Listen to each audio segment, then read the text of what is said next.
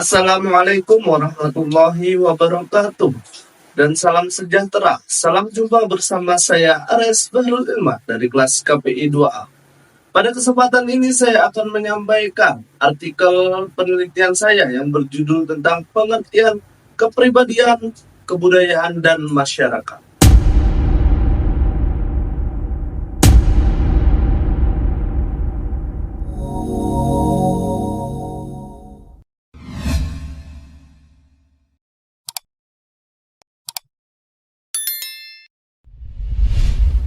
Apa sih kepribadian itu? Nah, saya Sujono Soekanto menjelaskan bahwa kepribadian mewujudkan perilaku manusia. Perilaku manusia dapat dibedakan dengan kepribadiannya. Dapat dibedakan dengan kepribadiannya karena kepribadian merupakan latar belakang perilaku yang ada dalam diri seorang individu. Kepribadian gabungan pengaruh biologis, psikologis, dan sosiologis yang mendasari perilaku individu. Faktor biologis dapat mempengaruhi kepribadian seseorang secara tidak langsung, misalnya seseorang yang mempunyai badan lemah secara fisik dapat mempunyai sifat rendah hati. Faktor psikologis yang dapat mempengaruhi kepribadian adalah unsur-unsur temperamentasi, kemampuan belajar, perasaan, keterampilan, dan sebagainya. Kedua yaitu kebudayaan. Nah, apa sih kebudayaan itu? Kebudayaan merupakan salah satu buah pikiran, baik berupa benda maupun tindakan yang mana perlu kita lestarikan guna menjaga sejarah yang telah ada di negara ini. Kebudayaan menurut Koetjaraningrat adalah keseluruhan sistem gagasan, tindakan dan hasil karya manusia dalam rangka kehidupan masyarakat yang dijadikan milik manusia dengan belajar. Kebudayaan atau yang dapat disebut juga peradaban mengandung pengertian yang sangat luas dan mengandung pemahaman perasaan suatu bangsa dan sangat kompleks, meliputi pengetahuan, kepercayaan, seni, moral, hukum, adat istiadat, kebiasaan, dan pembawaan lainnya. Masyarakat mempelajari pengertian kebudayaan bukanlah suatu kegiatan yang mudah, karena banyak sekali batasan konsep dari berbagai bahasa, sejarah, sumber, bacaan atau literatur baik yang berwujud ataupun yang abstrak.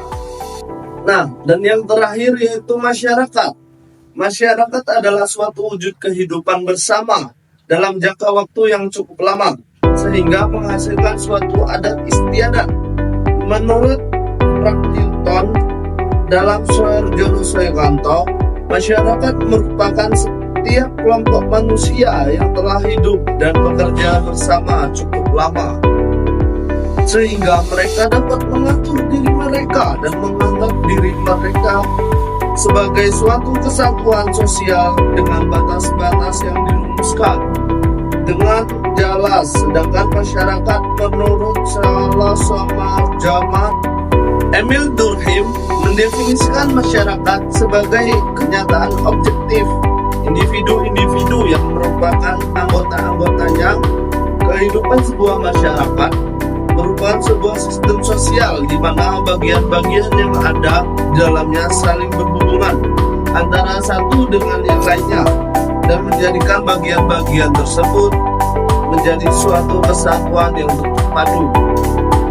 Manusia akan bertemu dengan manusia lainnya dalam sebuah masyarakat dengan peran yang berbeda-beda. Sebagai contoh, ketika seorang melakukan perjalanan wisata, pasti kita akan bertemu dengan sebuah sistem wisata, antara lain biro wisata, pengelolaan wisata, pendamping perjalanan wisata, dan lain-lain. Hubungan kebudayaan dan kepribadian. Kepribadian mengandung pengertian sebagai ciri watak yang diperlihatkan secara lahir konsisten dan konsekuen dalam tingkah laku sehingga tampak bahwa individu tersebut memiliki identitas yang berbeda dengan individu lainnya. Kepribadian merupakan latar belakang perilaku seseorang yang menyatakan bahwa kepribadian adalah organisasi faktor-faktor biologis, psikologis, dan sosiologis yang mendasari perilaku individu.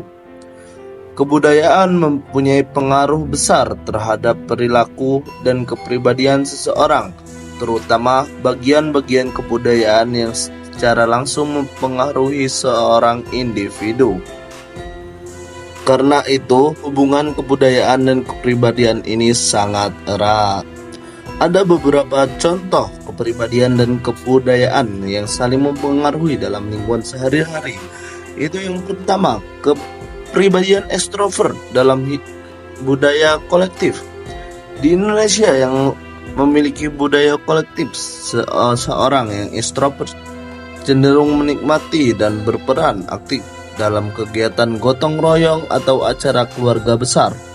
Mereka merasa nyaman dan bahagia ketika berinteraksi dengan banyak orang yang berantisipasi dalam kegiatan sosial bersama. Yang kedua yaitu kepribadian introvert dalam budaya individualis. Di negara-negara barat yang lebih individualis, seseorang dengan kepribadian introvert mungkin merasa lebih nyaman dan dihargai ketika bekerja sendiri atau dalam kelompok kecil. Kebudayaan yang menghargai privasi dan kebebasan individu memungkinkan introvert untuk mengekspresikan diri tanpa tekanan untuk selalu berinteraksi secara sosial. Dan yang ketiga yaitu kepribadian tertutup dalam budaya hierarkis. Dalam budaya yang sangat menghargai hierarki seperti Jepang, seseorang dengan kepribadian tertutup mungkin lebih sesuai dengan norma sosial yang mengutamakan hormat kepada atasan dan menjaga jarak dalam interaksi sosial. Mereka mungkin merasa nyaman dengan komunikasi yang lebih formal dan terstruktur. Hubungan antara kepribadian dan masyarakat.